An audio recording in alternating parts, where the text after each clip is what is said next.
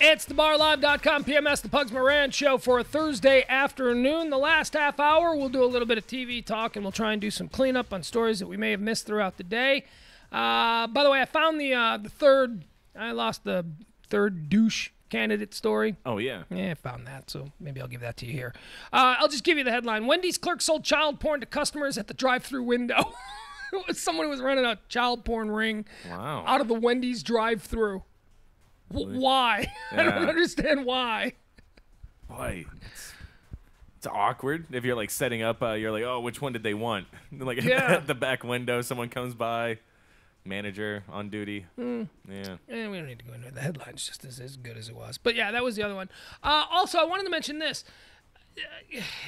There is so in Chicago, my hometown, and every night I watch the local Chicago news on WGN just because I'm homesick at times, and I like to see what's going on there. There is a police sergeant. Now, we all know about what's going on in the Chicago ghettos, right? Mm-hmm. There's an all-out, this has been going on for a couple of years. There was a power struggle going on between two of the major street gangs in Chicago. And when I say street gangs, we're not talking about guys who hang out on corners and play with switchblade knives. We're talking about incredibly highly developed organized crime organizations. I mean, there was a Chicago street gang who was probably our biggest street gang for years and years, and they were called the El Rukins. Have you ever heard of the El Rukins? I haven't. Well, Jeff Fort, who was the leader of the El Rukins, is actually in Fort Worth right now. He's in the jail out there in Fort Worth. He's there for lives. This was a street gang, and you know what Jeff Fort went to jail for? What's that? Trying to buy missiles from Libya. I mean, these are not guys hanging out on a street corner. I mean, these are connected dudes. I mean, it's the street gang. Chicago doesn't have 50 different street gangs. They've got like two. They've got two, and they've got the mafia. Because anyone else who tries to rise up and be a street gang is going to get squashed immediately by everybody else. So every block doesn't have a band of toughs.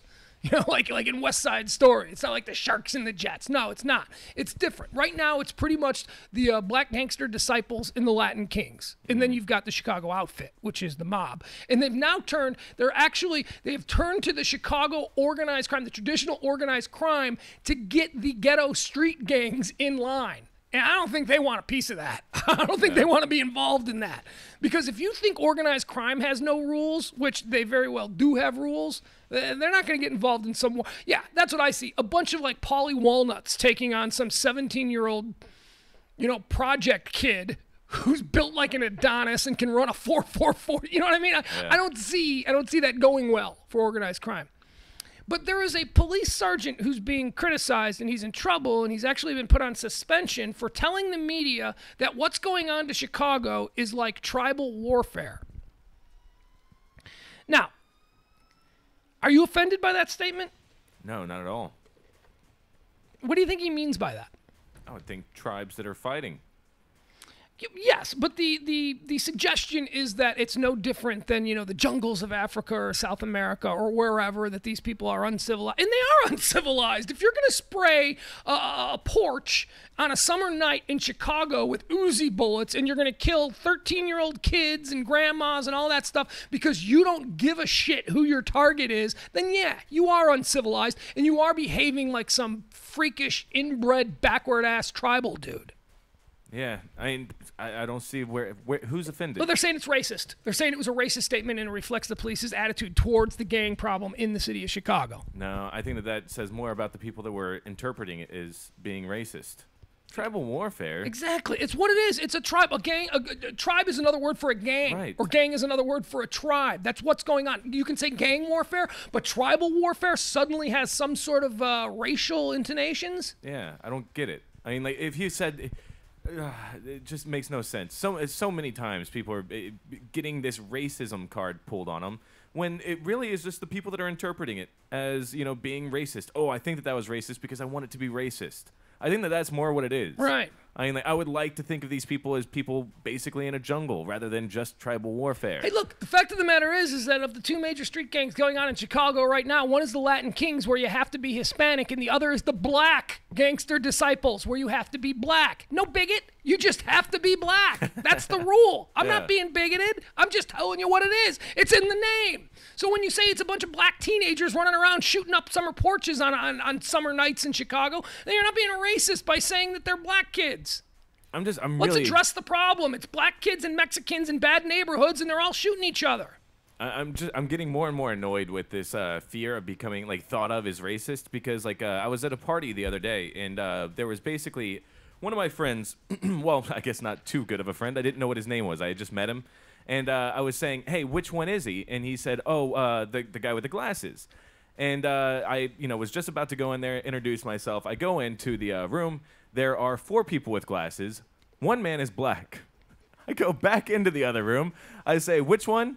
And he goes, oh, well, the guy with the, it's basically like I think it was a corduroy or something like that. I go in there. It's that guy. It's the black guy. Why didn't you say the black guy? Why don't you just tell me it's the black guy, dude? That's not an insult for you to say, hey, there's a room of 4 people. You need to talk to the black guy. What is this? Where's Waldo? I know. I'm trying to... Don't you hate that? Just say it, man. It's not that big of a deal. I mean, like, this was like my neighbor when I said, oh, yeah, you're dating the black guy. You're that black guy that lives there. I'm a racist for pointing out that he was a black guy? She got all bent out of shape. I saw my neighbor. I said, yeah, I think I saw your boyfriend. She said, my boyfriend? I go, yeah, you know that black guy that lives right there? And she was like, why does he have to be black? I don't know, because his mom and dad were? Yeah. I don't know. I'm not making a judgment. Just saying, he is the black guy that lives right there. Next door, that single guy, that's the white guy. See, I was simply trying to tell you that I knew who your boyfriend was and that we had met and that we were friendly. If I saw somebody robbing a bank, it was a white guy. Cops come over. How would you describe the guy?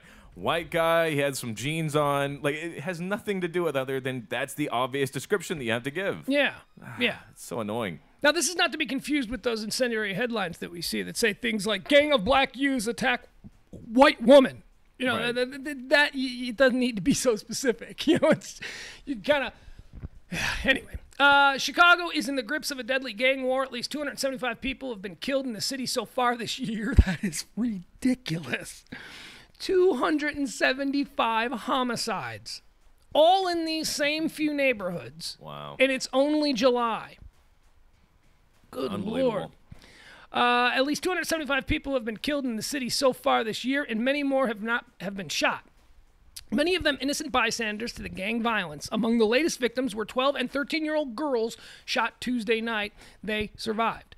Sergeant Matt Little leads one of the teams in Chicago's gang enforcement unit. There are about 200 such officers in the city versus 100,000 gang members. That's a small army. That's actually a fairly big army. Well, you know what? I don't have a problem with this. And right now, Rahm Emanuel, the mayor of the city of Chicago, is getting a lot of heat from the city's convention bureau because they're saying, look, we here in the city of Chicago, we know that all of this stuff is not happening in the areas where anyone would come if they were a tourist. We know. It's like if you were to come to Dallas, you probably wouldn't hang out in Deep Oak Cliff. Right. You probably wouldn't. You'd maybe go downtown. Or Dallas is a bad example because there's not really. Well, no, there is. There's a beautiful downtown museum area and all that. If you travel to Chicago for a convention, you are going to be nowhere near where all of this stuff is going on. But still, it's bad for the overall image.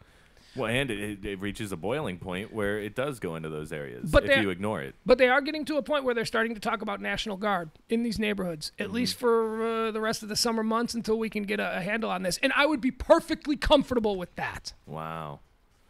That's intense. Yeah. Almost all the violence we're seeing now is from the gangs, Officer Little said. Where there's a shooting, we'll respond to the shooting. We'll figure out where we believe the most likely area of retaliation is, and we'll work that area trying to both prevent retaliation and possibly build a case on the offenders. CBS News rode along with Little's team as dusk fell on poor neighborhoods of vacant lots and high anxiety. The gangs have lost their hierarchy, so to speak, and without a chain of command, there's really nobody keeping things in check, Officer Little said. The leaders are mostly in prison or dead. Those left are young, reckless, and often terrible shots, which is, kind of obvious. Instead of a bullet with somebody's name on it, we have a bullet that reads, "To whom it may concern," Officer Little said. The result is a spat of shootings that have killed and wounded young children and even toddlers. That was a fun line. To whom it may concern, this is what this bullet has. That was a good line. I wonder if he worked on that. Yeah. Well, at any rate, so that was the big story that they're actually considering now National Guard, or that's on the table, National Guard troops. I'm all for it. And how many people were killed just in these summer months? 275 so far this year, but this weekend I believe 13. It's more than we're losing in war. And last weekend it was 11. And then they made a big deal when Obama was in town speaking. It was like 8 people were killed. And then the next couple of weeks, it's just, these people are animals. They're absolutely, this is no bigot either. It doesn't matter what color they are. It doesn't matter what ethnicity they are. It doesn't, because in They're Australia, animals. In Australia, white people are doing the exact same thing. If you watch in like Australian news services, every single day white people are shooting white people in the streets. It's turning into a huge problem. So no matter where you live and who you are, there are going to be a sect of people that will do this. So it has nothing to do with racism. Yeah. It has to do with a serious problem of not being able to go into certain areas because it's just simply not safe. All right, here's more on the tribal warfare. Chicago's in the grips with Daily Gang War. We've already done this. This is the same story. He posted the same story twice again with 2 different headlines. He does this all the time. In case you missed it. In case you missed it. Yeah. My God. To be fair, I think that most of the people that read the Drudge Report don't actually read the stories. They just read the headlines and then move on. So he probably knows that. Apparently there was an unrelated murder. Or, I'm sorry, I shouldn't say unrelated, but preliminarily, the news attached it to what's going on and all that. But there was a murder in one of the tourist districts, Michigan Avenue, the Magnificent Mile, which is Chicago's big shopping and tourist district right in the heart of downtown. Apparently someone got killed there. And now the Tourism Bureau is all freaking out, but that murder apparently would have just happened anywhere. It wasn't, it wasn't a gang-related kind of thing. It was just a bad dude killed somebody. Mm-hmm. And that could happen anywhere. That could happen in front of the White House. People have been shot in front of the White House. Yeah, there was that one crazy guy that was shooting all over the place in front of the White House about 4 months ago. Yeah. All right, let's see. What else do we have here? Let's move into a little TV talk quickly. Rumors are, and I know this is going to come as a huge shock to you, Jimmy, you are going to be absolutely devastated. It looks like Randy Jackson will be leaving American Idol. Oh. And then what am I going to watch now? X Factor. Have you seen the commercials for X Factor? I haven't. Britney Spears is a new judge on X Factor. Is she? And what they're showing, like the clips of her, she's mean. Like, she's really mean. Wow. Like, she's enjoying being mean to people because people have been mean to her for so long. Nice. But here's the other thing. Britney Spears looks awful. Does she? She looks awful. She looks, her face looks, she looks rode hard and put up wet. See, now, the thing about Britney Spears, to me, is I like her when she's not looking as good. So is it one of those types of awful? No. Because, like, one of my favorite moments of Britney Spears is when she shaved her head and started attacking people with umbrellas. That's when I was like, that's marriage material. She looks 45. Does she? Yeah, that's marriage material. Cocaine problem? She looks 45. Is it one of those types of looks, like smoking and cocaine? Heavy, not working out, a little pudgy. She's definitely hit the wall. Yeah. All right. Well, good for her. This ain't the oops, I did it again, Britney. Yeah. Or even the toxic Britney. Yeah. It's funny that when she put out that song Toxic, apparently she was extremely toxic. I mean, she was doing everything back then. Yeah. Yeah, but I never liked the clean image of Britney. I always liked the less than liked one. Oh, you're insane. Yeah. You're insane. I love that little schoolgirl. Oops, I did it again. See, I liked She it, was but then hot. it became like this big thing where she's so clean and so like remember everyone's a virgin all of a sudden. Yeah, remember she was over. Her and Justin Timberlake never had sex, and then years after they broke up, Timberlake said, "We're having sex all the time." Yeah. Are people crazy? Yeah, it was just really annoying, that fake one. So like when you got to see like somebody actually be real again, it was nice. It's negotiation time for American Idol judges. Who will stay and who will go? This morning, Jennifer Lopez said on the Today Show that she might move on. Who knows? Yesterday, there was talk that Randy Jackson, the only original judge from day one on Idol, could get pushed out in favor of The glamorous one, Adam Lambert. Adam Lambert. No, I'm an Idol purist. I've watched Idol every season except 2. And those were the first 2 seasons. I jumped in on season 3. And, okay, we could do without Randy Jackson. He's like total dead weight. Although there is some affinity I feel towards him because he was one of the original judges. You know, I like to see that sort of consistency there. But I don't need him. They want to bring in Adam Lambert. I love Adam Lambert. I was a huge Adam Lambert fan the year that he was on. Now, I know you don't know dick about Adam Lambert, other than just what you want to believe about this guy. But whatever you want to believe about this guy, Adam Lambert, he is, in my opinion, the best singer that has ever been on American Idol. What exactly would you say I want to believe about Adam Lambert?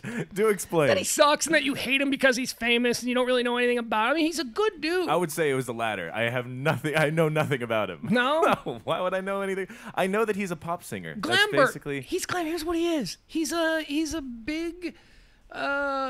theater guy, you know, he loves the Broadway, and he's got the big voice, but his big voice is like, his big voice isn't as much Ethel Merman as much as it is like Chris Cornell. I mean, this guy sings rock better than anyone else I've ever seen on Idol. This guy, he's a showman. He's very flamboyant, if you know what I mean. He's a big, but when he sang Bohemian Rhapsody.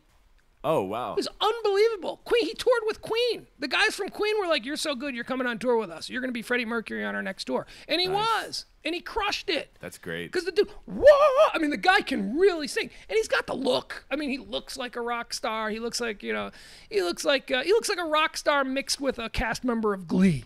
How's that? Hey, it's perfect timing for something like that. Yeah. All right. So it says here that they've got nothing back from Steven Tyler. They don't know if he's coming back. As for Lopez and Jackson, no judge has done better from Idol than Lopez. Her recording career was dead before she came on the show. In her 2 seasons, she has revived it with big sales that she debuted on the show. Plus, she made millions of dollars in other deals. For a girl who can really sing, for a girl who can't really sing, she's done all right. And Randy Jackson, there's no American Idol without him, frankly. If Steven Tyler and Lopez leave, they and Fox and Simon Fuller all have the excuse that their prior careers interfered with the show's schedule. But Randy, he's the glue. Yesterday, Idol, in a misbegotten contract negotiation, planted items that they might switch out Randy for Adam Lambert, a talent and former contestant. Hello, Jackson actually comes from the business as well as the articulate side. At any rate, okay, so that's what's going on. It says here that Adam Lambert may be replacing Randy Jackson. Be interesting. I mean, does he have the same pool? Does he have the same pool?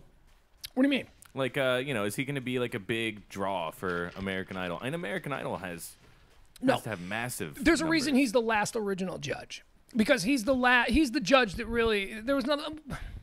All right, when American Idol first started, it was Simon Cowell, Paula Abdul, and then this guy that nobody had ever heard of, Randy Jackson. Simon Cowell was known because he's a big record company executive. I mean, he was a big deal. Spice Girls and all that. I mean, I knew who Simon Cowell was. He was a big-time dude. Paula Abdul, we all knew who she was, but she was, she was a has-been. She was a nothing. And then they had this other dude who was like, the behind-the-scenes industry guy, the studio musician, Randy Jackson. Now, Paula Abdul's career definitely got a huge, huge lift from American Idol. Simon Cowell did as well. Simon Cowell's over there at X Factor now. I think Paula's at X Factor. Is X Factor Paula, Brittany, and Simon? It might be. I'm not sure. At any rate, Randy Jackson was always the one that nobody knew and became exclusively famous because of American Idol. The other 2 people and all the other judges since have had careers other than American Idol. Now, Randy Jackson has had a career, and he's a successful studio guy and producer and all that, and every big name in Hollywood knew who he was, but he didn't have the celebrity. So the celebrity comes for him directly from American Idol. You know what bothers me, too, about him? In recent years, Randy Jackson has started describing himself as a member of Journey. He was not a member of Journey, okay? Randy Jackson was the guy who played bass when they toured because they couldn't get along with their real bass player. He was in Journey as a touring musician for a number of years. I mean, he's like the kind of guy in the videos where they never focus on him, but you always see him in the background, you know, but you don't know who that black guy is playing bass. You don't recognize him as a member of Journey. That's what he was. So stop it. You're famous because you're on American Idol, not because you were in Journey. All right, let's look at today's watch list. Let's pick out some things to see. By the way, if I can say, I pulled up a video of Britney Spears on X Factor. She still looks hot, man. You think she looks hot? I think she looks bad. Let me see that. Be right back. It's right there, here, if you want to see it. Actually, I can probably bring this over here. Oh, yeah, but look, they got the guy that looks like, the guy that looks just like Randy Jackson. Yeah. So that people in Iowa who are too dumb to really recognize what they're watching will think they're watching American Idol. Yeah, it's well done. She looks good there. She looks good there. In the clips that they're showing of her being mean to contestants and stuff, she does not look that good. But she looks good there. I like her hair. Yeah, she looks amazing. She doesn't look amazing. Yeah, she does. Yeah, she does. In the video that you're showing me, Britney Spears does look really good. And she actually looks, it's kind of like we were saying, a little bit more attainable all of a sudden because she's been taken down a couple pegs. She's fine. You know, she made it through. But she doesn't look like, you know, she's, too good to be in the room all of a sudden. It's like, now she's obviously not attainable, but somewhat more attainable. You think she's gettable? Or you don't think she's gettable? I don't think that she's gettable, but I think that she became just a little bit more gettable. So, you know, if things keep on going down this road, all right, we'll see. All right, let's move on. It's Thursday night. Now, Thursday night is a pretty decent night for television. I have to say that I missed a couple of things in my excitement over Dallas and the Robert Blake interview. I missed it last night was the ESPYs. Oh. You ever watch the ESPYs? I don't. I caught bits of it while I was at the bar yesterday. It's the most infuriating award show I've ever seen. I cannot stand the ESPYs. I watch a lot of ESPN, but I'm getting a little bit fed up on the smug attitude that these ESPN guys have. They act like they're in the coolest fraternity in America. Mm-hmm. You know, it's like, oh, hey, and this is the one night a year. We do it every year after the All-Star game because no baseball players are playing and everybody else in sports is off season. So we have the ESPYs that day, and we invite everybody out. And what we do is we pat each other on the back for all being so great. Look at how great I mean, and it's not like movies. Movies, I understand. No, it's exactly like movies. The only reason why you feel differently is because you've grown up watching those, so it's okay. No, I'll tell you why it's different. Are new. No, I will tell you why it's different, Jimmy Ryan. The movies are not in competition at the movies. I mean, I guess you can say they're in competition for the weekly box office and all that, but that's not really a competition.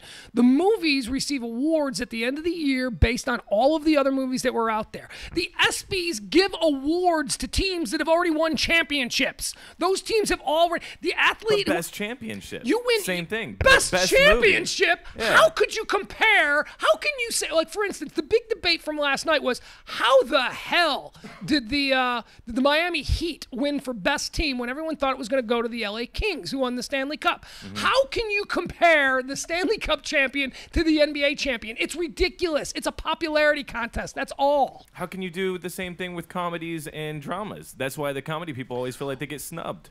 Okay, that's a good point. Comedies don't receive the weight from critics and the weight from Oscar voters that maybe a drama does. I'll give you that. But it seems to me that these people who are getting trophies, they already got their trophies. Their entire existence is to prove that they are the best in their season. And at the end of the year, they give a trophy out to the person who's the best. Now the ESPYs come along and they're going to give them trophies again for other things. Yeah, we already know you won the Stanley Cup. Congratulations. We already know you guys won the NBA championship. Congratulations. Now we got to have a big party where everybody right now there are members of the LA Kings that think that somehow they're not as good a team as the Miami Heat. You can't compare them. It's two different sports. It's apples and oranges. It's ridiculous.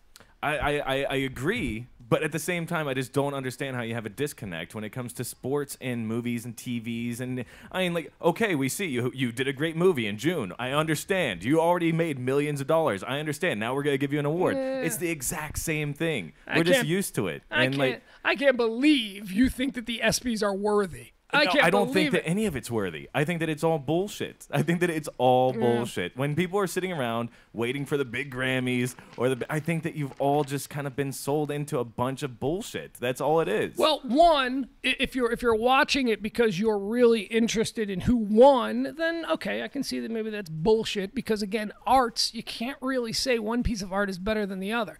In sports, you can. In sports, we already know who the better is. We already know that. That's why I think the ESPYs are ridiculous. Now, if you were to compare, what would I say? But anyway, never mind. I got other things I want to say about the ESPYs last night. Do you know who Brian Wilson is? Mm-hmm.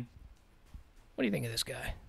I think he seems like a cool guy. I'm so done with this guy. I am don't so know too much, done with the pitcher for the San Francisco Giants. His whole bit is that he's the Dennis Rodman of Major League Baseball. They need one. If there's a camera there, he's going to show up in a wedding dress and full makeup. You know what I mean? He's just a weird, bizarre guy. Last year at the ESPYs, I mean, it's like a bit that's getting so old. You know, it was funny last year when he showed up in a spandex unitard. That's what he was wearing. His tuxedo was a spandex unitard. It showed everything. I mean, they actually had to blur it when he was walking around because his junk was in full. That was funny. Last night he shows up with a dude in a Sasquatch suit as his date. That was his bit last night. I'm like, dude, Brian Wilson, you're not as cute and clever as you think you are. In fact, now you're just a bore. You're a big, dumb bore. I don't know. I think it's exciting. Although it was funny, Rob Riggle, do you know who Rob Riggle is? Yeah. Rob Riggle, the host, he's on The Daily Show and all that. Rob Riggle was the host of the ESPYs.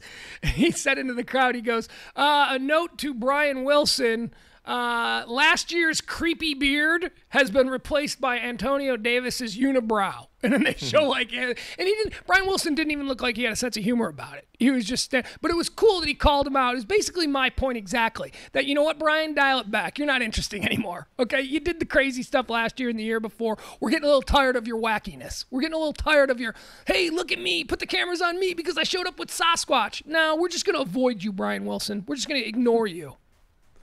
Yeah, I don't know enough about the guy. I only know him from the series when they were playing the Rangers. So I really don't have kind of bit indifferent. I'm not constantly getting when they were playing the Rangers. Oh, 2 years ago. Yeah, that's right. I was like, yeah. oh, the Rangers were in the World Series last year. They played the Cardinals. He doesn't play for the Cardinals. Oh, that's right. They've been in the World Series 2 years in a row. Mm-hmm. All right. So what do you got? What's on TV tonight? You got anything that you like to watch? I know this is a dead end question with you. No, but I actually did find out that series Black Mirror is getting renewed, so they're about to start running that again. What is Black Mirror? It's it's this BBC show that is the guy who does it is a genius. He's really really good. Charlie Brooker. And basically, long story short, it's kind of like a Twilight. What was it? Twilight Zone, but for like the future. Right. So you constantly have things that are going on in the future. You know, I watched an episode online of that. Yeah, I found it somewhere. I think maybe you sent me a link to it or something. I may have. I don't know. I know it's on YouTube. You can find everything on BBC on YouTube. It was definitely interesting. I don't remember exactly what it was, but I was like, okay, yeah, this is kind of cool. It is. It was kind of like Twilight Zone. Yeah. Kind of a thing, but a modern sort of version of that. Yeah, the guy that does it is really just a genius. He did another series called Why TV Ruined Your Life, and shows you. And the greatest line ever is he goes, "This is why TV ruined your life, and don't say it didn't. It did." So then he goes on and tells you all the different things that I don't think TV ruined my life. I think my life would suck without it. No, the second you disconnect from your TV, you're so much happier. I promise. No. Oh, absolutely. How can you even say most a ridiculous thing? Most of the things that you talk about on TV, you're angry about the people that are on it. So that doesn't sound very fulfilling. Well, maybe that's how I feed. Maybe that's how I, get excited. All right, tonight, Thursday night, we've got it's the only night of television worth watching because FX. They've got, let's see, got a new Wilfred. That comes on at, what is that, 8 o'clock? I don't even know. Let me see. I think that's, I hate this. All right, 9 o'clock. Well, actually, if you want to get into that Charlie Sheen anger management show, have you seen that yet?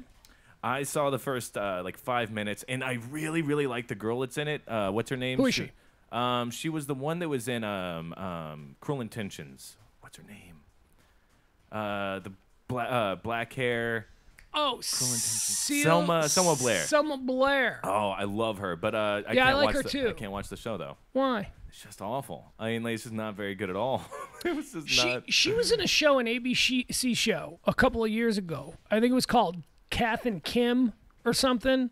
Ah, yeah, I do remember that. Yeah. And she was awesome in that show. That Was show she? was really funny, and nobody watched it. No, that was another. It was an Australian show that they rebooted for American television. Mm-hmm. It was Molly Shannon. And was one of them, and I think she, yeah, no. Oh no! If Molly Shannon shows up to my set for my new TV show, I'm going to the director. I'm gonna be like, "Are we really trying to make this thing fail?"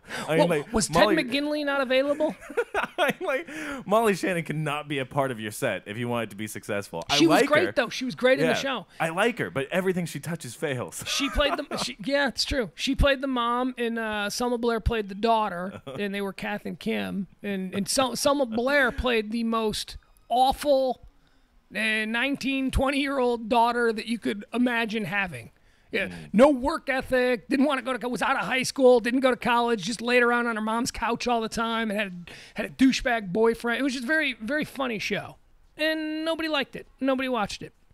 I remember seeing the ads, and I was like, "Oh, Yeah. she's still cute." It was good. Yeah, she was really cute in that. Yeah. Okay, Anger Management at 8:30 tonight. 9 o'clock on FX. You got Wilfred. I don't know if you watched Wilfred or not. It's not a bad show. I watched like the first couple episodes, but I haven't watched it since. But then we get into the good stuff. 9:30 tonight on FX. It is Louie. God, I love this show. Yeah. I mean, this is the one I get so excited about. This is the single show that I really do. I mean, it's the only one that I make sure that I get through legal means.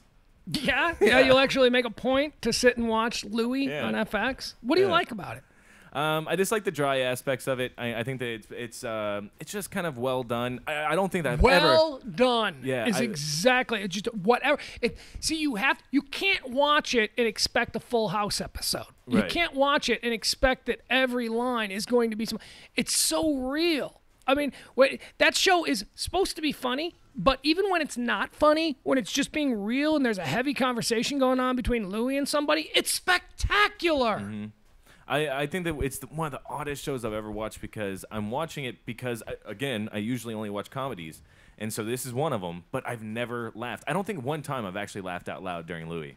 Not one time. But it's always been funny scenarios that I think about throughout the week. And Right. I'm like, man, that was really well done. Like That grip you. You start picking up on it throughout the week, and you're like, man, that was a really funny situation to be in. Like, you can actually think about it. It's unbelievably well done. It's greatness. And Yeah. then, of course, are we still on 10 o'clock tonight on FX? Brand X with Russell Brand. Russell Brand's new television show that he's floundering about with. It's, For some reason, I probably will end up keep on keeping on. I'm there. Yeah. I'm there. I want to see I'm what glad. else look, they try. Here's what I'm gonna say. I'm glad it's only a half hour. Yeah. That's probably not a good thing when someone who wants to like your show and likes you and wants to support you and wants to see you have success with this. It's probably not a good thing when they say, I'm glad it's a half hour. Yeah. Because, conversely, a show like Curb Your Enthusiasm, I always get pissed when it's over. Mm-hmm. I mean, that show's only a half hour. Arrested Development was another show. I was like, I used to watch Arrested Development, and I used to pause it because I would always watch it on DVR, and I would pause it, and I would see how much time is left in the episode, and then I'd start to get anxiety. I'd start, oh no, we're already at the 20-minute break. There's only one more commercial and then a wrap-up. Oh, what am I going to do? I'm going to have to wait a whole other week. Man. But with Russell Brand, I'm like, yeah, I'm glad the half hour's enough. That's enough. And man, it's so good for him that it's actually coming on after Louie because you have those people that are going to be people that are really dig comedy. They'll have a chance of tuning into Russell Brand, but if that wasn't coming on after Louie, it would get lost. Oh yeah, it would get lost deep in the middle of nowhere. Yeah, I think it's a good spot after Louie because it's going to have a more discerning audience, an audience because the Louie audience is a smarter audience. Because there's no laugh track. Yeah. Well, no, it's a fact. It's a fact. There's no laugh track. It's hard to watch. You actually have to listen to the dialogue and understand what they're talking about to really enjoy it. Mm-hmm.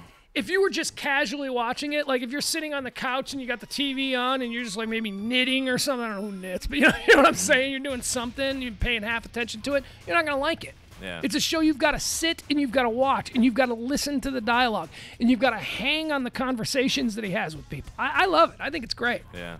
It's one of those. But then again, I love him. I am such a fan of Louis C.K. Yeah, really, when it comes down to it, Louis C.K. could sit in a dark room and stare into the camera, and I would watch once a week. I would just watch. I would. Yeah, absolutely. Hey, one of the other things that I like about this season of Louis, and they seem to be hinting at it, which I think is cool, is that they're starting to hint that the character Louis, I mean, he's playing himself. He's playing Louis C.K. in it. But they're starting to hint that Louis C.K. is no longer just this struggling road comic. They're starting to suggest in the series that his career is going pretty good. Yeah. Things are happening. Tonight's episode is called Miami. Louis goes down to Miami to do a big show down there, and we'll see what happens in Miami with Louis. Nice. Because he's freaking awesome. All right, that's today's show. Ran a little bit late. Sorry about that. We'll be back tomorrow for a Friday edition of PMS. That's the Pugs Moran Show, and you've got it right here on thebarlive.com.